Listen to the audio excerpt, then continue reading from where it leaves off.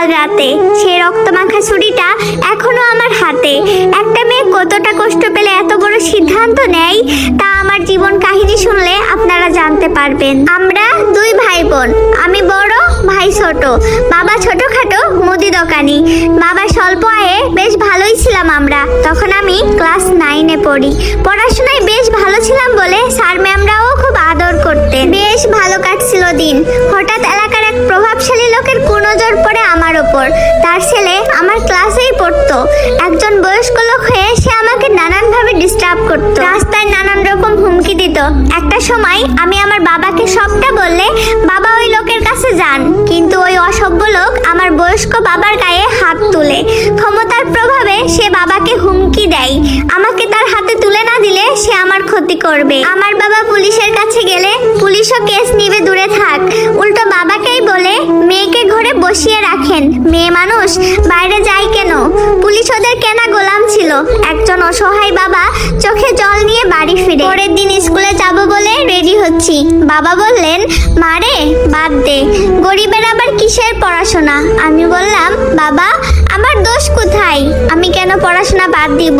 সে বয়স্ক লোক, তার ছেলে আমার সাথে পড়ে, ভুল তো তার। আমার কথায় বাবা মাথা নিচু করে চোখের জল মুছলেন। বাবাকে আশ্বস্ত করে আমি স্কুলে গেলাম। ফেরার পথে হঠাৎ একটা মাইক্রোবাস সামনে এসে থামলো। কয়েকটা মোটাসোটা লোক আমার মুখ চেপে ধরে গাড়িতে তুললো। পড়ন্ত বিকাল, একটা পরিত্যক্ত বিল্ডিং এ নিয়ে যাওয়া হলো আমায়। আমার চোখ দিয়ে পানি পড়তেছিল, মুখ বাঁধা থাকায় আওয়াজ করতে পারছিলাম না।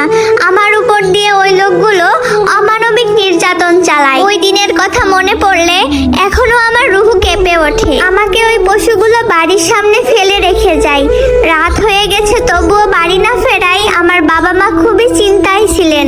আমার নিথর রক্তমাখা শরীর দেখে পাড়া প্রতিবেশী ছুটে আসেন, দেখে চেনার উপায় নাই। হট্টগোল শুনে আমার মাও ছুটে আসেন, এসে দেখেন তার কলিজার মানুষ রাস্তায় নিথর হয়ে পড়ে আছে। আমাকে হসপিটালে নেওয়া হয়। অবস্থা এতটাই খারাপ ছিল যে আমাকে আইসিইউতে নেওয়া হয়।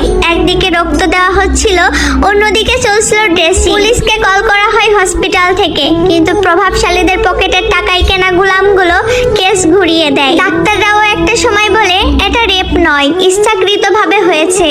গরিবের অধিকার নিয়ে কথা বলার কেউ থাকে না। 17 দিন চিকিৎসার পর বাড়ি ফিরি। তখন খুব ব্যথা। মনে মনে সিদ্ধান্ত নিই বদলা নিজেই নিব। 2 মাসেরও বেশি সময় লাগে সুস্থ হতে। ঘর থেকে বের হতে লজ্জা লাগতো, সবাই হাসি তামাশা করত। আমার স্কুলে যাওয়াটাও বন্ধ হয়ে যায়। একটা জীবন নরকে পরিণত হয়। রাগে জিদে সিদ্ধান্ত নিই আমার জীবন যে শেষ করেছে তাকেও শান্তি দিব না। অনেক কষ্টে ওই লোকের ফোন নাম্বার কালেক্ট করি। মায়ের ফোন থেকেই প্রেমের অভিনয় শুরু করি। ওই চরিত্রহীন পুরুষকে পটাতে আমার বেশি সময় লাগে। একটা সময় সে আমাকে বিয়ের জন্য পাগল হয়ে যায়। আমিও তো এটাই চেয়েছিলাম, পরিবারকে একরকম জোর করেই বিয়ের জন্য রাজি করাই। যে আমার জীবন শেষ করলো তার সাথেই বিয়ে। ওই লোক প্রথমে জানতো না, পরে যখন জানলো তখন একটু আপত্তি করলেও পরে আমার মায়ায় আটকে যায়। ঘরোয়া ভাবেই বিয়ে হয়। তার আগের বউ এটা মানতে পারেনি, সে চলে যায়। তার ছেলে আমারই ক্লাসমেট ছিল, আমি তার মা হলাম। বিয়ের 1 মাস ভিতরে তীব্র ঘৃণা নিয়েও ভালোবাসার অভিনয় করেছি। সে নেশা করত, অসৎ পথে টাকা উপার্জন করত। গতকাল নেশাটা বেশিই করেছিল, সুযোগ ছাড়েনি। এতদিনের প্রতিশোধ নিয়ে নিলাম।